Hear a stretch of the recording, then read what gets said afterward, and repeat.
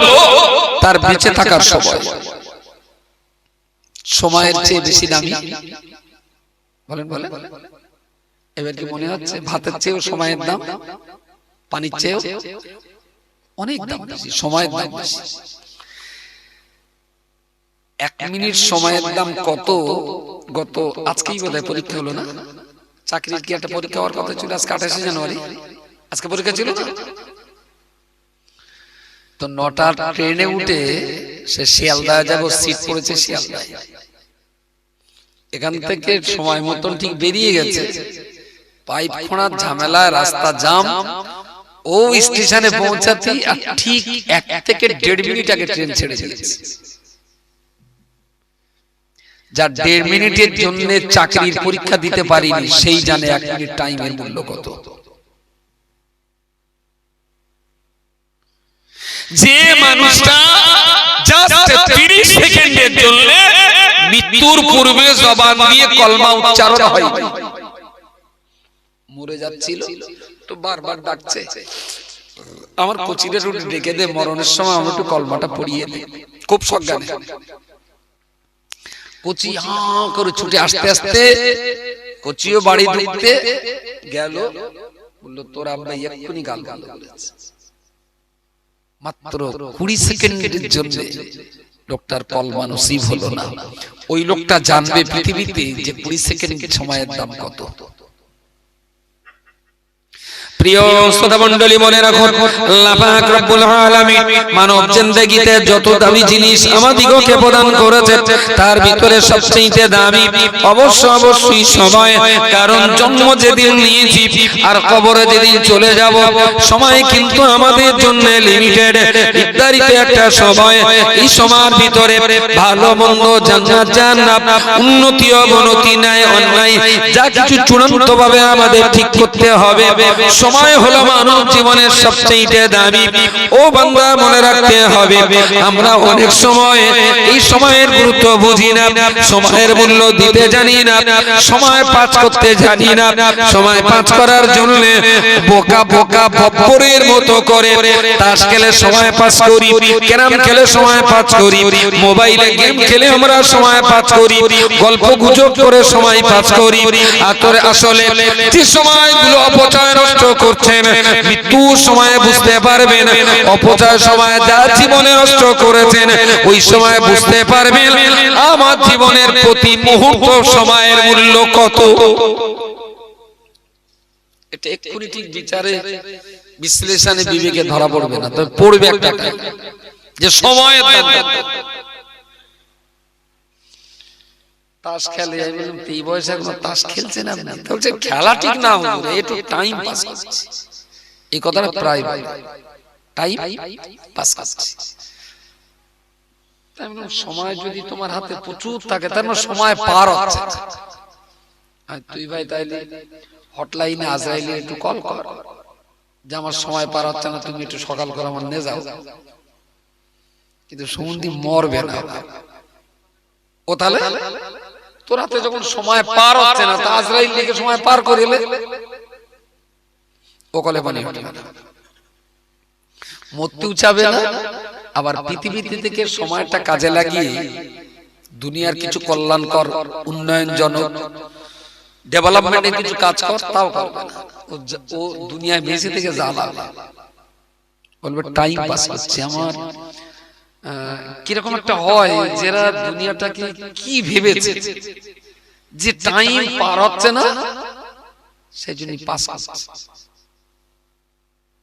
তা যদি এমন কিছু সিস্টেম থাকতো যে যাদের হাতে সময় কাজে লাগে না, এই 3 ঘন্টা, এই 6 ঘন্টা 7 ঘন্টা মাঠে ডিউটি করে এসে সারা বিকেল বাড়ি থেকে একটু বিশ্রাম করে খেয়ে দিয়ে বাজারে গেল, দুটো বাজার ঘাট করে চার্জে করে আড্ডা বানাতে বাড়ি যা, একটু বসে গল্প গুজব করছি।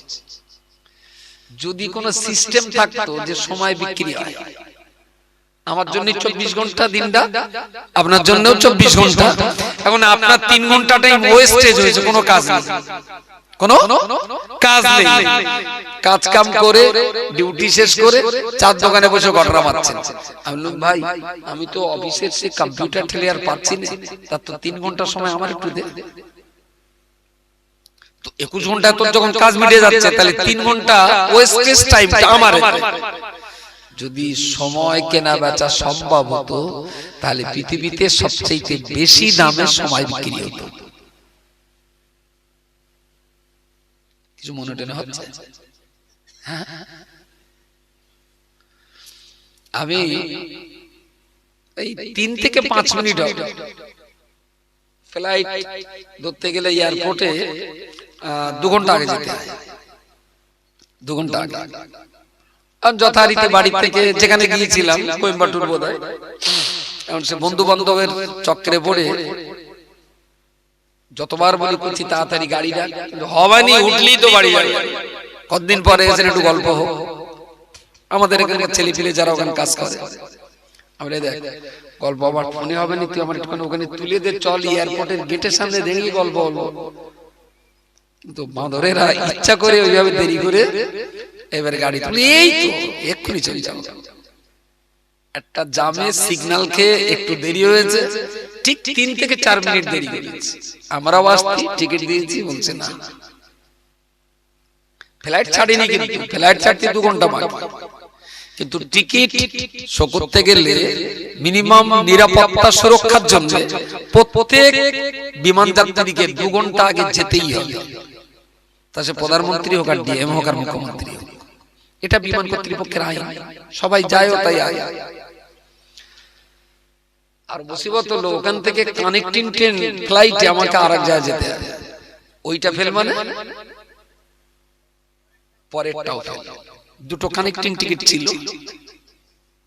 কেরালা থেকে কোয়েম্বাটুর, ওখান থেকে এখানে 2টো টিকিট শেষ। 3 ঘন্টা 3 মিনিট সময়ের দাম কিরম বলে মনে হচ্ছে? হ্যাঁ, সময় যদি কেনা বেচা হতো, আমি বললাম স্যার আমি তো 3 মিনিট দেরি করেছি, এই না 3 থেকে 9 মিনিট টাইম আপনার দিয়ে দিলাম, কাজে লাগা।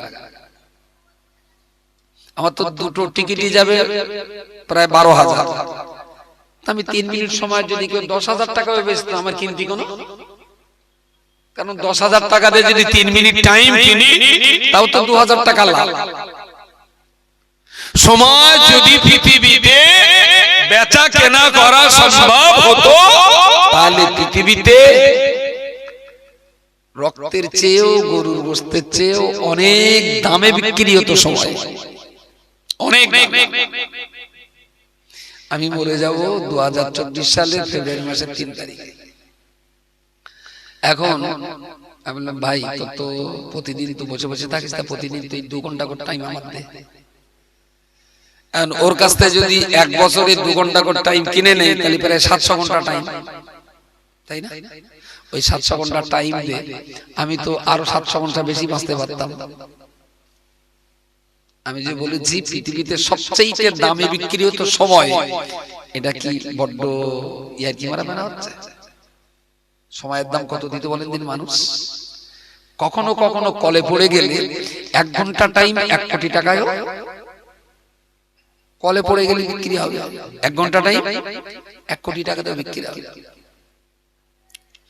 রব্বুল আলামিন আল্লাহ বান্দা যার জন্য যা টাইম নির্ধারণ করে দিয়েছেন, আপনার কাজ থাকবা না থাক, আপনি কাজ করুন আর কাজ করুন, আপনি ঘুমান আর পাপের কাজ করুন, নামাজ পড়ুন আর কোরআন তেলাওয়াত করুন, ভালো আর মন্দ যেটাই করুন না কেন আল্লাহ পাক আপনার জন্য 50 কিংবা 70 বছর যেটা বরাদ্দ করেছেন, আপনার বরাদ্দকৃত সময়ের 1 ঘন্টা টাইম কাউকে বেচতে পারবেন না।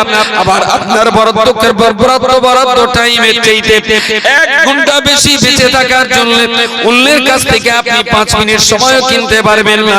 আল্লাহ পাক এটা তো স্পষ্ট করেই বলে দিয়েছেন বান্দারে, ও আমার বান্দা শোনো শোনো, যখন চূড়ান্ত সময় সীমা ফাইদা জাআজালুহুম লা ইস্তাখিরুনা সাআতান ওয়া লা ইস্তাকদিমুন, আমি আল্লাহ তোমাদের জন্য বলছি বান্দা তোমার মৃত্যুর সঠিক এবং চূড়ান্ত নির্দিষ্ট সময় যখন এসে যাবে, লা ইস্তাখিরুনা সাআতান, পৃথিবীর কোন জমিদারের জন্য 1 ঘন্টা দেরি করা হবে না, আবার কোন ফকির মিসকিন গরিব মানুষের জন্য 1 ঘন্টা আগেও কাউকে মারা হবে না। আমার টাইম আপনাকে দিয়ে 2 ঘন্টা বেশি আপনি বাঁচতে পারবেন না, আবার আপনার কাছ থেকে 1 ঘন্টা টাইম কিনে আমি 1 ঘন্টা বেশি বাঁচতে পারবো না। যার যা নির্ধারণ করা আছে এই চূড়ান্ত সীমারেখার আকৃচ করার ক্ষমতা আমাদের কারণ নেই। আর এই টাইমটাতে আপনাকে ঠিক করে নিতে হবে জান্নাতে যাবেন না জাহান্নামে যাবেন, তাই না? এরপরে আর টাইম হবে, মরার পরে আর ভাবার কোনো জায়গা। হ্যাঁ, হাতে বিদেশে থাকে তা বাড়ি এসেছে, ছেলে বাপ বললো কোচি তুই আর যাস না, একটা বেশাদি করে বাড়ি থাক, তা যাব। আমার তো শনিবারে আবার ফ্লাইটের টিকিট, মাত্র 9 দিন বাড়ি থাকতে। বলছে একদিন তুই এত শর্ট টাইমে আসলি, আর মনে করছিলাম দেখাশোনা করে তোর একটা বেশাদি দেব, তা যাব। তা সে যদি মনে করেন এবারে তোমার টাইম নেই, এবারে একটু বেড আর দিয়ে দেন, তারপরে 2 বছর পরে বাড়ি এসে ঘর বাদ দেখা টাকা ঠিক করলে হবে। বুঝতে পারেন ভাই? ওর বাপ বলেছে তুই বাড়ি আসলি এত অল্প সময় না, মনে করছিল একটু দেখাশোনা করে তোর বিয়ে দিয়ে দেবো। তার ছেলে বলে আব্বা এবার যখন সময় কম তুমি বিয়েটা আগে দিয়ে লাও, তারপর পরের বার বাড়ি এসে আবার ঘর বাদ দেখাশোনা ঠিক করলে হবে। এরম হয় বে যা আগে বে করে আগে বে করে নেই, পরে ঘর বাদ দেখলে হবে, হয় না? হয় না? একটু হুঁশো তো শহর বাড়ি গিয়ে বদনানে পায়খানা ঘরে গিয়ে বসেই থাকে, বদনার নলের গোলা ছেড়ে হু করে পানি পড়ে, তো চিন্তা করে নিলে আমার পায়খানা শেষ হয়ে পানিতে পড়ে যায়, মানে তা পানিগুলো নষ্ট না করে আগে শুষ্কে দেয়। ও মনে 7 মিনিটকে পানিগুলো নষ্ট হয়ে যাচ্ছে বলে ভালো করে শুষ্কে টুসকে দিয়ে তারপরে পায়খানা শুরু করে। এবার শেষে গিয়ে মনে হচ্ছে যে কি সর্বনাশ করল, ও যা ছিল নলের গোড়া বন্ধ পড়ে যাবার পরেও তবু খানিকটা ছিল, আর এ যা হয়েছে এখন তো লুঙ্গি মুঠো করে এনে সাউরি গাছকে বলতে পানি দাও। আচ্ছা, পায়খানা ফেরার আগে পানি খরচ করে নেওয়া এটা একটা বোকা। আবার বিয়ে করে ঘরবার দেখতে যাওয়া এটাও একটা বোকা। আর ইসলাম না জেনে পড়ে মুসলমান হওয়া, বলেন এটাও বোকা। আর লক্ষণ কাঠিতে বোকার দলের লোক বেশি না চালাকের দলে বেশি? বোকার দলে। আগে পানি খরচ করে পরে টয়লেট করা, এটা যদি বোকামি হয় তাহলে ইসলাম ধর্মটা না জেনে না পড়ে না বুঝে মুসলমান হওয়াটা তার চাইতে অনেক বড় বোকা। লক্ষণ কাঠির মতন গ্রামে, আর লক্ষণ কাঠি বলবো সব কাঠির একই অবস্থা, লক্ষণ কাঠি বলেন আর কুলক্ষণ কাঠি বলেন, সব কাঠির একই অবস্থা। মুসলমানদের ভিতরে 99% বললে হয়তো একটু কম বলা হবে, 99.99% মুসলমানরা ইসলাম জানেই না, কিচ্ছু বোঝে না। যা একটু করছে দেখা দেখি চাষ বলে পাশাপাশি, ওরা এরকম করে এরা ওরকম করে, আমি ওরকম করবো, ওরা ওরকম করে আমি ওরকম করবো, ওরা এই একটু লাচ্চা খায় আমি একটু লাচ্চা খাবো, ওরা হাঁস থেকে দাঁত খেলায় আমি একটু দাঁত খেলকে দেবো। পুরো ধর্ম যা হচ্ছে ওই দেখা দেখি আল্লাহ। আসলে যদি মানুষ নিজে ধর্ম না বোঝে তাহলে সে ধর্ম পালন করে কোনো মজা লাগে না, কোনো মজা লাগে না। প্রিয় শ্রোতা মণ্ডলী, তাহলে জীবন জিন্দেগিতে যত দামি জিনিস থাক না কেন, চাল ডাল তরি তরকারি সোনা রূপা হীরা মণিকাঞ্চন, আপনার গাড়িটা বাড়িটা ইট ভাটা জলকর কিংবা ব্যাংকের অ্যাকাউন্ট চেক বই, যত দামি জিনিস দুনিয়ায় থাক না কেন, আল্লাহ পাক রব্বুল আলামিন আপনার বেঁচে থাকার জন্য জন্ম থেকে মরণ পর্যন্ত যে সময়গুলো আপনার জন্য নির্ধারণ করে দিয়েছেন, আপনার জীবন যৌবনের সবচেয়ে দামি জিনিস হলো আপনার বেঁচে থাকা দরকার সময়, এই সময় যদি ঠিকঠাক কাজে লাগাতে পারেন আপনার জীবন ধন্য হবে। আর সময়কে যদি ঠিকমতো ব্যবহার করতে না পারেন তাহলে একটা টাইমে কিন্তু আপনি যদি সময়কে ব্যবহার করতে না পারেন তাহলে একটা টাইমে সময় কিন্তু আপনাকে ব্যবহার করে নেবে, সেদিন আর আপনার কিছুই করা থাকবে না। সময়টাকে কাজে লাগাতে, যারা সময়কে কাজে লাগাতে পেরেছেন তারা পৃথিবীতে সফল। এখন 10:25, সারাদিন শুয়ে শুয়ে শুয়ে শুয়ে কাজ না কাম না হল্লা মেরে ঘুরে ঘুরে বলছে ভাই একটু দাঁড়াও, নামাজ পড়লে। কেন নামাজ? তাহলে জোহরের নামাজ। বলে বেলা একটা সময় কি মারাচ্ছি? তাহলে একটু ঘুরে ফিরে বেড়াচ্ছিল। আমি এটা জোহরের নামাজের রক্ত, জোহরের নামাজের রক্ত 1টা থেকে 3টে। তা তুই ইচ্ছা করে তুই এই নামাজটা সর্বনাশ করলি। বেশ, একটা লোক সারা জীবন হুড়ুহুড়ি করে এদিক সেদিক করে 91 বছর বয়স আমার কাছে বলতে ভাই আমার তাবিজ দেবেন। আমি কিসের তাবিজ? তার জন্য আগে বলেন দেবেন কিনা। আমি আপনার মতন বুড়ো মানুষ, আমার আব্বার চেয়ে বয়স বেশি, নিশ্চয়ই আপনার তাবিজ দেব। তাইতে ভাই বিশ্বাস করেন আমি একটা বিয়ে করবো, তা কোনো মেয়ে আমার পছন্দ করতেছে না। আরে শালা হারামির জুতো না নেতাই আমার কাছে। 91 বছর বয়স, মেয়ে কোনো মেয়ে ওর পছন্দ করতে, আমার নাকি তাবিজ দিলি মেয়ে ওর পছন্দ করে। আচ্ছা তাবিজ আছে? ও তাবিজ তো বাটা কোম্পানির কাছ থেকে নিতে হবে খালি। আরে তোর বিয়ে করার টাইম ছিল 18 থেকে 26, সেই টাইমে ইচ্ছা করলে এক কবুলি 4টে বের করতে পারতিস। আজকে দাড়ির চামড়া ঝুলে নাই পর্যন্ত নেমে এসেছে, 2 গালের টেবোতে 50 গ্রাম করে চাল ধরবে হারামজাদা। 91 বছর বয়সে উনি এখন বেমারা। কোন মেয়ে তো লাই বিয়ে করতে গেলে বিয়ের সময় বিয়ে করতে হয়। তাহলে অনেক নামি দামি ঘরের মেয়ে তোমারে পাওয়ার জন্য লালাইতে ছিল। আজকে 89 বছর বয়সে কেউ আর পৌঁছতেও নেবে না। 26 বছর বয়সে, 25 বছর, 22 বছরে মেয়ের বাপ বলেছিল 2 লাখ টাকা দেবে, রাজি হন। 91 বছরে ও যদি বলে আমি 2 লাখ টাকা দিচ্ছি তোর 12 বছরের মেয়েটা আমার দেবে কেউ? হ্যাঁ, দ্যাট ইজ টাইম, সময়। আমি এখন বক্তৃতা করছি 10:27, আধ ঘন্টা পর রজব আলী সাহেব আসবেন, তিনি বক্তব্য রাখবেন। ফোনে পাচ্ছি না, যোগাযোগ নেই, কমিউনিকেশন গ্যাপ। 11টা পর্যন্ত সভা, 11:30, 11:15, 11:30 আমি লোক করছি। সে লোকের যখন কোনো সন্ধান পাওয়া যাচ্ছে না ছেড়ে দেয়। রাত 2:30টার সময় যদি এখানে আসে সভা, রজব আলী সাহেবের সম্মানটা এই গ্রামে কি কম?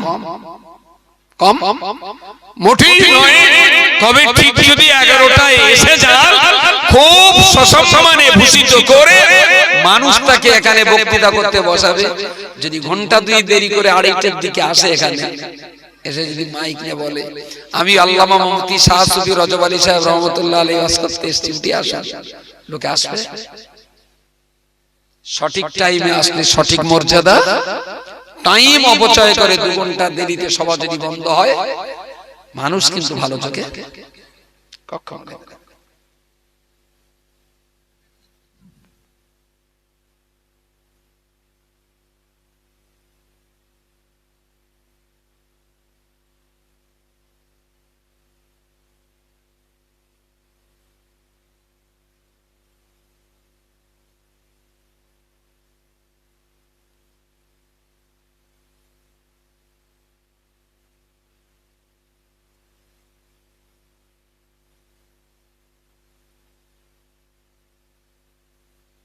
পৃথিবীতে প্রত্যেকটা জায়গার প্রতিটি কাজ সঠিক সময়, সময়ের মূল্য দিয়ে যে কাজটা যখন করা উচিত সেটা যদি তখন করেন তাহলে আপনি সফল।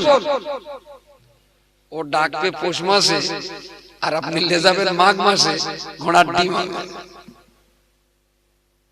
ওর একটা টাইমের গুরুত্ব আছে। আলুটা যদি পৌষ মাসে না রুইয়ে যদি আষাঢ় মাসে আলু হয় কি সব পচে যাবে। নামাজটা তাহলে 18 বছরের জায়গায় যারা 35 বছর 55 বছর আগে পড়ে আলু রুইতে কি মাসে পৌষ মাসে আর না একটু আগে অগ্রহায়ণ মাসে আলু রুলে ভালো লাভজনক চাষ হবে আর আষাঢ় মাসে আলু রুলে যেটা রুবে সেটাও খুঁজে পাবে না। তো এটা যদি সময়ের গুরুত্বটা এত বোঝেন তাহলে 12, 14, 18, 20 বছর বয়সে ধর্ম করা আর 60 বছর বয়সে গিয়ে নতুন করে তসবিহ হাতে নিয়ে ধর্ম করা দুটো কি কখনো এক হয়? সময়ের এই অপচয়ের জন্য সত্যি বাচ্চাটা এই চটে রোড ডেকে দাও ভাই বাড়ি যা আবু বাড়ি যাস না বাড়ি যা শুয়ে পড়ে বেকার কষ্ট হচ্ছে।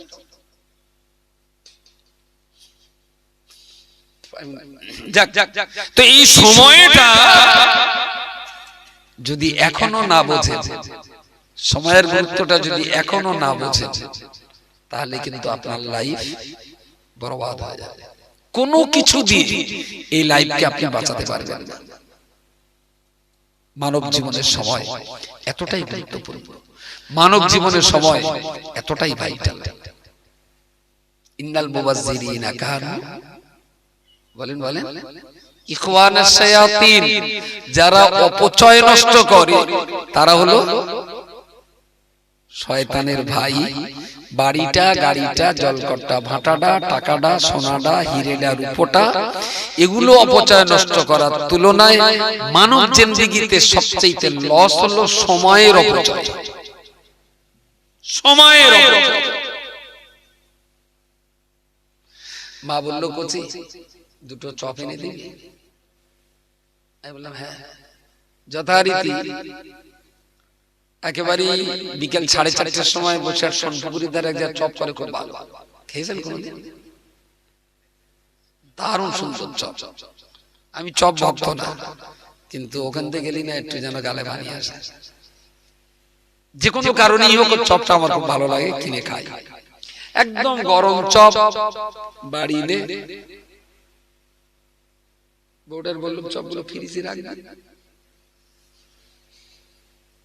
সন্ধে 5টায় গরম চপ কিনে বাড়ি গিয়ে ফ্রিজে রেখে সেই চপ রাত 2টোর সময় যদি মাকে দেই ওরার মজা মজা। 18 বছরের এই গরম চপগুলো যারা ফ্রিজে রেখে 62 বছর আগে ফ্রিজের নামাজ পড়ে, আমার মা গরম চপ ফ্রিজে ঠান্ডা হলে তাই খায় না। আর তোমার আল্লাহ কি এত হুঁশো যার 18 বছরের গরম নামাজটা 62 বছরে ফ্রিজে ঠান্ডা করে দেবে আর সেই নামাজ আল্লাহ নেবে? প্রিয় শ্রোতা মণ্ডলী, আমি এখনো বলতে চাইছি আপনি আপনার সময়ের গুরুত্ব দিন, আপনার সময়ের মূল্য দিন। সময়টা কখনো অপচয় নষ্ট করবেন না। আপনি দায়িত্ব মতো কাজ করুন, সময় মতো 5 ওয়াক্ত নামাজ পড়ুন, সকাল সন্ধ্যা আল্লাহর কোরআন তেলাওয়াত করুন। আপনি আপনার সুযোগ মতো ব্যবসা বাণিজ্য করুন, বাচ্চা কাচ্চার পড়াশোনার প্রতি আপনি লক্ষ্য রাখুন। দস্তুর মতো আপনি আপনার সংসারের উন্নয়নের ভাবনা ভাবতে থাকুন। আপনার ডেভেলপমেন্ট হলে মসজিদ মাদ্রাসা কবরস্থান আপনার দানের পয়সা পাবেন। আপনি যদি 2 টাকার মালিক হতে পারেন, আপনার টাকা ফকির মিসকিন 2 টাকা পেতে পারেন। কিন্তু বান্দা এটা মনে রাখতে হবে এই সময়টা যখন যে কাজে ব্যয় করার মতো প্রত্যেকটা কাজে আপনি সময় দিতে পারেন। যদি আপনার বাচ্চাটার পড়াশোনা, আপনার সংসারের উন্নতি, আপনার পরিবারের কল্যাণ, আপনার সমাজ কি করে এগিয়ে যাবে, আপনার কমিউনিটির কিভাবে ডেভেলপমেন্ট হবে, এই ভাবনা যদি একবার মাথায় রাখতে পারেন, আল্লাহর জাতের কসম করে বলছি ফ্রি ফায়ার পাবজি আর মোবাইলে গেম খেলে সময় নষ্ট করার মতো স্ট্রেস টাইম আপনার হাতে থাকবে না। যদি একবার মনে হয় তাই তো কোচিটা পড়ছে কোন কিতাব কতটা পড়ছে একটু দেখে দিই। যদি মনে হয় গ্রামের উত্তর পাড়ায় দাদুরা অনেকদিন শরীরটা খারাপ, যায় একটু দেখে আসে, দিন বুড়ো মানুষ কতদিন দেখা হয়। যদি মনে হয় রাস্তাটার কাছে সেই বর্ষাকালে কেটে দিয়েছিল সবার এই গাড্ডা সাইকেল পড়ে, খানার থেকে 2 কোদাল মাটি কেটে এরা কথা বলা শোনো, চুপচাপ বস। এই কচি তুই মাথায় টুপি দেয় বাবা, সব ফুটো মস্তা নাই। তো অনেক সময় রাস্তা কাটা থাকে, ইচ্ছা করলে খানার থেকে 2 কোদাল মাটি দিয়ে রাস্তাটা সমান করে দেওয়া যায়। যদি মানুষ মনে করে যে কমিউনিটি এম্পাওয়ারমেন্ট বা সোশ্যাল ডেভেলপমেন্ট বা এডুকেশনের উন্নতি, বাচ্চা কাচ্চার সুন্দর জীবন গড়া ভাবনাগুলো যদি মাথায় থাকে না, সারা দিন ওর সামনে এত পরিমাণ কাজ থাকবে, ও তাস পাশা ক্যারাম মোবাইল খেলার টাইম তার হাতে নেই। ভালো ভালো কাজ আছে আপনার সামনে, প্রচুর সুন্দর সুন্দর কাজ আছে, কিন্তু সেসব চিন্তা মাথায় নিতে গেলে ইসলামটা তাকে বুঝতে হয়। কিন্তু এরাও তো আগে সুচ খেলেছে, তারপর আগ দিয়ে ইসলামটা বুঝলে তবে তো কাজে বিরাট জগৎ আপনার কাছে আছে। নবী আমার হাদিস শরীফের ভিতরে বলেছেন, বাবা সাহাবী মনে রেখো, তুমি যদি কখনো সংবাদ পাও তোমার গ্রাম, তোমার মহল্লা, তোমার প্রতিবেশীর কোন মানুষ রোগাক্রান্ত হয়ে পড়েছেন, রোগ যন্ত্রণায় কষ্ট পাচ্ছেন, আমি রাসূল তোমার জন্য বলছি, তুমি অবশ্যই ওই লোকটাকে দেখতে যাবে, তুমি তার একটু দেখাশোনা করতে যাবে। নবী আমার বললেন, বাবা সাহাবী, রোগীকে দেখার জন্য, অসুস্থ ব্যক্তিকে দেখভাল করার জন্য তুমি বাড়ি থেকে বেরিয়ে তার বাড়ি পর্যন্ত যাবে, আবার তাকে দেখে শুনে যতক্ষণ তুমি তোমার ঘরে ফিরে না আসবে তত সময় পর্যন্ত আল্লাহ পাক রব্বুল আলামিনের দয়ার জান্নাতের উপরেই তোমার বিচরণ হবে। জোরে সরে বলুন সুবহানাল্লাহ। একটা রোগী দেখতে যাওয়া মানে জান্নাতের পথে হেঁটে চলা। সে রোগীটা হিন্দু হতে পারে, সে রোগীটা ইসলামের চরম শত্রু হতে পারে, সে রোগীটা ইসলামের বন্ধু হতে পারে, সে রোগীরা আপনার আত্মীয় অনাত্মীয় যে কেউ হতে পারে। রোগীকে দেখতে যাওয়া মানে নবী বললেন জান্নাতের পথে চলা। রোগীর বাড়ি যতদূর গেলে আর এলে, তার মানে তুমি তোমার জান্নাতের এতটা পরিমাণ পথ এগিয়ে নিতে পেরেছো। বলুন সুবহানাল্লাহ। এখন আর মনে হয় রোগী দেখার কথা, ঠিক যে বাড়ির রোগী তারাই কজন বলুক, বাকি লোকেরা মানে ভাবার টাইম নেই। আসলে রোগী দেখতে যাওয়া যে এতটা সওয়াবের কাজ, এটা যদি আগে বুঝে সুঝে মুসলমানরা হওয়া যেত, তাহলে নিশ্চয়ই এ পাড়া থেকে ও পাড়াতে রোগী দেখার প্রবণতা তৈরি হতো। এর জন্য টাকা লাগে না।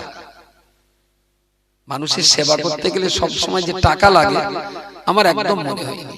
আমার মনে হয়েছে একটা ভালো মন লাগে, একটু অন্তর ভালো থাকলে বিনা টাকাতেও অনেক ভালো ভালো সেবা করা যায়। তখন আর সময় একটু অপচয় নষ্ট হবে না। সকাল থেকে সন্ধ্যা, সন্ধ্যা থেকে সকাল, পুরো টাইমটাই কিন্তু আপনি কোনো না কোনো কাজে আপনার টাইমগুলো ব্যয় হয়। প্রিয় শ্রোতা মণ্ডলী, আবার আমি গোড়ার কথায় ফিরে যাব। বলতে বলতে অনেক দূর পর্যন্ত এসেছি। রব্বুল আলামিন আল্লাহ তিনি তার কালাম পাকের মধ্যে বলেছেন, আফালা ইয়ানজুরুনা ইলাল ইবিলি কাইফা খুলিকাত। বান্দা তোমরা কি একটাবার উটের দিকে দেখো না যে উটটাকে কিভাবে সৃষ্টি করা হয়েছে? হ্যাঁ, সত্যই উটের কথা বলতে বলতে এত দূর পর্যন্ত এসেছি। উট এমন একটা প্রাণী, তার কাছ থেকে সাবারির কাজ করতে পারি। গরু এমন একটা প্রাণী, যার কাছ থেকে নাঙল চষা দুধ নেওয়া, আবার তার গোশত খাবার কাজ নিতে পারি। ঘোড়া সবারই কাজ করে দেবে, তবে ঘোড়ার গোশত আর দুধ আমাদের জন্য জায়েজ নয়। ঘোড়া আর গরু এদের তুলনাতে উট এমন একটা প্রাণী যেটার কাছ থেকে সবারই কাজ করতে পারি, তার গোশত আমরা খেতে পারি, আবার তার দুধ পান করে জীবন নির্বাহ করতে পারি। আর তার চেয়ে অনেক বড় কথা হলো, মরুভূমির বুকে উটকে মরুভূমির জাহাজ বলা হয়, কারণ মরুভূমির বুকে কেউ গাদার পিঠে সওয়ার করবে না, মরুভূমির বুকে ঘোড়ার পিঠে কেউ সওয়ার করবে না। আকসার ক্ষেত্রে দেখা গেছে মরুভূমিতে মানুষেরা উটের পিঠে সওয়ার হয়। তার মারাত্মক কারণ হলো এইটা, আল্লাহ সৃষ্টি কৌশল ভাবলে মানুষ পাগল হয়ে যাবে। মরুভূমিতে পানির খুব অভাব, তবে কোথাও কোথাও ওই বালি এদিকে ওদিকে একটু সরিয়ে দেবেন, ঠিক 1 থেকে 1.5 ফুট মাটির তলায় সুন্দর একটা গর্ত ভর্তি 10 কোটি লিটার পানি আছে। সুবহানাল্লাহ বলেন।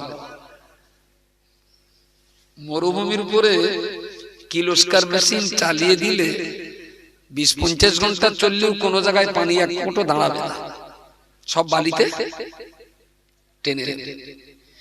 যে মরুভূমিতে এত পরিমাণ পানি শোষণ করে নেয়, সেই মরুভূমির বালুরাশির তলায় কোথাও কোথাও 10-20 লিটার পানির একটা ছোট্ট ট্যাঙ্কির মতো উপর থেকে সরিয়ে দিয়ে দেখবেন ভিতরে একদম চকচকে ঝকঝকে খুব শীতল পানি বিদ্যমান। সুবহানাল্লাহ। এখন এই যে বালির 1-1.5 ফুট বালির তলায় এই যে 10-20 লিটার পানি, পৃথিবীতে কোন মরুভূমির কোন কোন জায়গায় আছে এই সন্ধানটা একমাত্র উট ছাড়া আর অন্য কোনো প্রাণী জানে না। সুবহানাল্লাহ বলেন।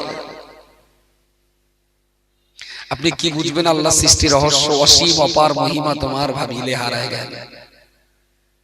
আপনি 20-50 বার কোরআন খতম করে ও কথা বুঝতে পারবেন না যে কোন মাটির তলায় পানি আছে, কোন বালির তলায় পানি আছে, কিন্তু উট জানে, উট খুব জানে মরুভূমির কোন কোন জায়গায় কোথায় পানি থাকে।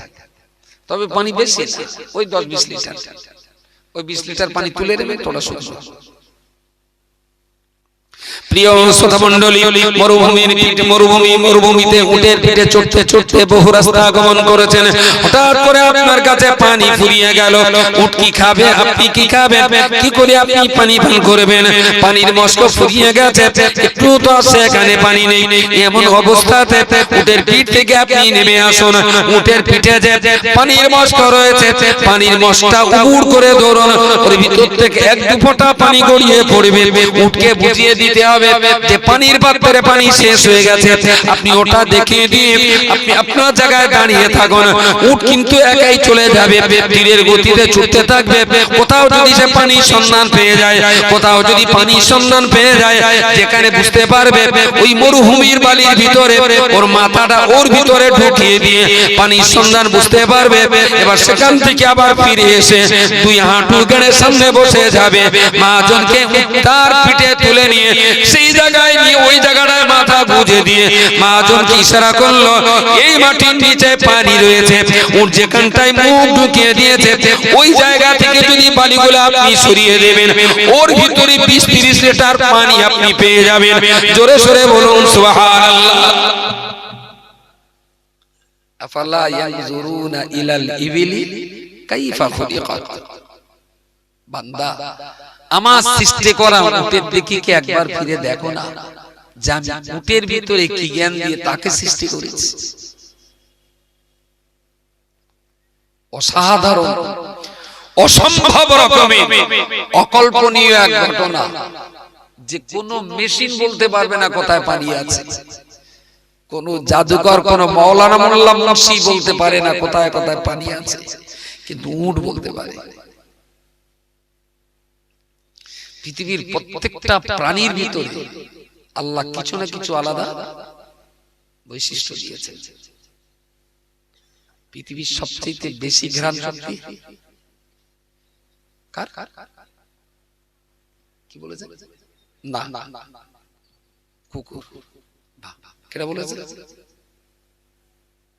তাহলে আমি খারাপ বলিনি বলে তো, একবার পটে দাঁড়াবি। কুকুরের ঘ্রাণ শক্তি সবচেয়ে বেশি। আর নিজের বডির চাইতে, নিজের ওজনের চাইতে, ধরুন আমি 63 কিলো ওজন, 63 কিলোর সঙ্গে 20 গুণ করলে কত হবে? 12 কুইন্টাল না? 63 কিলো, তার মানে 63 কিলো তো 20 গুণ করলে কত হবে? 63 দুগুণ 60 দুগুণ 6 দুগুণ 12, 1260 কুইন্টাল না, বেশি হয়ে যাচ্ছে, 1260 কুইন্টাল কেজি। 20 গুণ, ওকে ঠিক আছে, 1260 কেজি।